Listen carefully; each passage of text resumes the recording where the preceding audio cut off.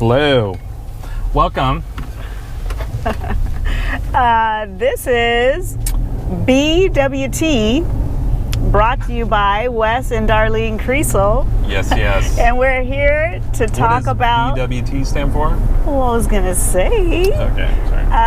BWT stands for... White Talk. Oh. I thought it was But We're Together. But We're Together. But We're Together, and then the subtitle is Black and White Talk. That's us. It's us. In case you didn't. Yeah. So I thought for the first episode we could explain why the title But We're Together. Yes. Darlene, where does that come from? Well, when you go into the grocery line, this is the thing that happens most often. Like every other time we're at the grocery store together, the checker doesn't think we're together. And so, yeah, it's very annoying. And so, so let's role play that a little bit.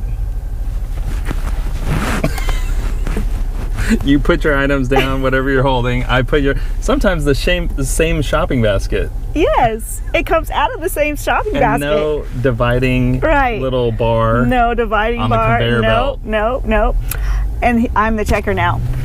Is this together? Or she'll ring it up and say $5 to you, and the rest of the stuff that I put down right beside you. Yeah, and I'm like, but we're together. But we're together. So it's sort of like the phrase, the catch-all phrase for all the missteps. Misinformation. Slights. Overlooks. Misunderstandings. Assumptions. What do you call the thing? The aggressions? Microaggressions. Microaggressions. Yes. Such a fun term. Isn't it? I hate it. I don't get to use it a lot. Well, welcome to my world. It's also about Wes being in my world. Yes. Oh.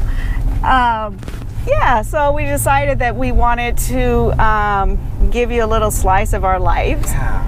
And that's such great timing. Why? Well, this year we'll be married 10 years. Oh, okay. I thought it was another reason. Yeah, I do. It's about living as an interracial couple in America. Yeah. We got a beanie holding up our mic. We thought... our camera. It's precarious out here. Scary. Stay in the lane. Scary. Scared. Yeah, there's a whole other vlog on driving. On Wes's driving. That's not coming soon. Yeah, so we thought we'd call it But We're Together because people often wonder if we are. Well, it's obviously about race, you know. It's about living as an interracial couple in America. Yeah. Specifically Southern California. The basic question is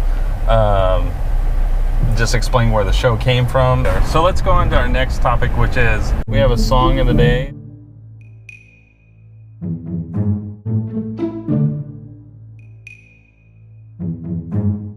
It's I'm gonna play a little bit of it. I was supposed to start this. Yeah. Or you just used to being in charge. Right. So this is a song that I introduced to Wes when we were starting to date. Most of you are familiar with this, I think. It's Jill Scott. They don't know this. A Long Walk. Only I know this song. Only you know? No, I didn't know Jill Scott when we met. I really dig your company, your style, your style. Okay, so tell why did you want people? Tell the people why you wanted me to hear the song when we first. I don't know if you'd say got together. It was pre-got together. You don't play this for somebody and you pre-got together. Oh, do tell.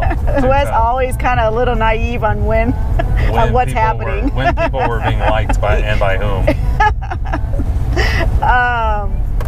So I played this because I wanted to. It was kind of a test, and also to see if you liked what I liked. Even though I knew you weren't familiar with the song. But what happened? And then it was also a way to just kind of like, hey, you coming over on this side or no? So you shared it because it was a personal song that you liked. Yeah. And then it wasn't in the white mainstream. I guess not. You're like, I want to see if he likes a song I like and part of my culture. Right. It's a litmus test of sorts. It is a litmus test. And I remember... Oh, did you like it? I remember liking it, yeah. But mostly for the lyrics, like Jill Scott's Bomb. Like, me, I was blind, but now I see what a king's supposed to be. That line, Baby, what a king is supposed to be.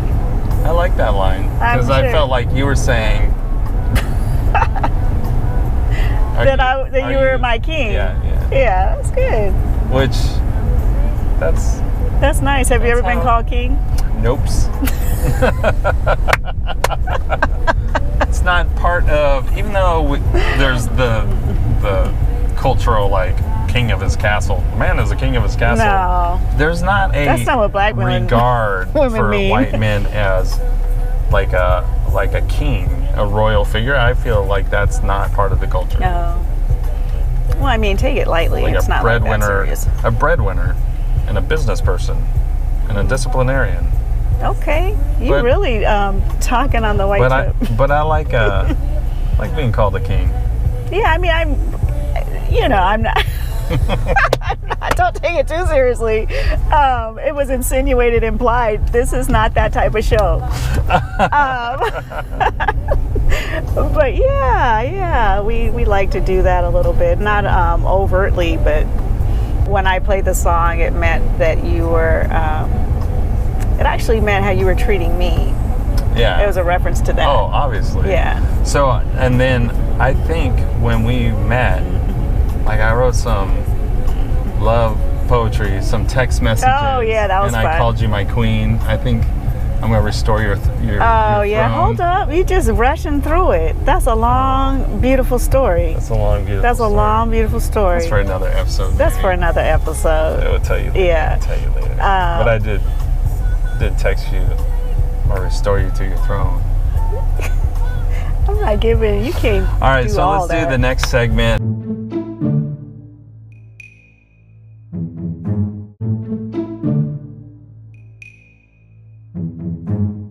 Oh, book. Oh, book. Ugh. How do I do this? When we met. I know. Even though I know when we. No, it wasn't when we met. Wes was my mentor. Say what? So, as my mentor, because I got into teaching late, and you get a mentor. It's called your BWT support provider, and he was that guy for me. At my request. Well, let's leave it at that. When he would come into my room, we would talk about writing. We would talk about class and the students, but then we would have this kind of a little bit more deeper discussion about writing. And it always was very natural, and it was meaningful. And what I found out in those conversations is that he did his master's thesis on Hurston, Zora Neale Hurston. Who's black, in case you didn't know that. And she wrote this famous book by now called Their Eyes Were Watching God. And it was like my favorite book. So boom, there was a connection. But not romantic, but it definitely was sort of the beginning of us realizing that, oh, we have something in common, like on a level that most people don't. Because most people you talk to, even in the English department, they were like, who, what? I've never heard of Zora Neale Hurston. It's a shame. So that... Illiterate imbeciles. I mean, if you don't know Hurston, you just... Yeah, you know how the canon don't be including, folks. Yeah, like when I read Hurston, I was like, this is the equivalent of Shakespeare. Yeah. Like, she's masterful in the way she weaves anthropology and folklore and, like, I mean, people give her a hard time. Oh, she's not being, like, a critic of what's going on in society. Oh, yeah, she was unapologetic. Yeah, she was very much feminist. They just didn't like the type of criticism that she was and it was down. the criticism really came from men, and it really destroyed her career, which is a tragedy. Hurston was our first connection as a that went further, a little bit deeper than like your average. Yeah. Oh, I'm going to tell you how to handle this child, or I'm going to give were you you tips surprised? on organizing your surprised? classroom. Yeah, shocked. What Let me look at you. What happened inside? Oh, look at me. What happened inside? Nothing happened inside. It was inappropriate at that moment. Yeah. So yeah, no, it was just cool to have a friend that I could relate to with Hurston.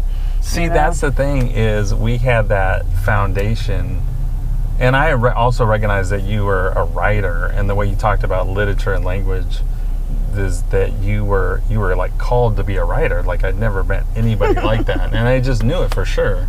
Yeah, I didn't. You know? I've been fighting ever since. It's hard. It's not tough. Easy. No. It's not easy. I wish I could have been called to be a guitarist. I'd be like...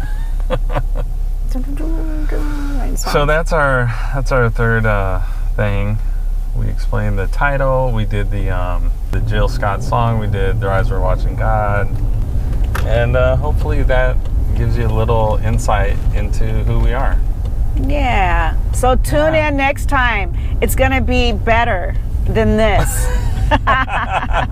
And write us your questions. Give us your advice with kindness. Yeah. And stay tuned.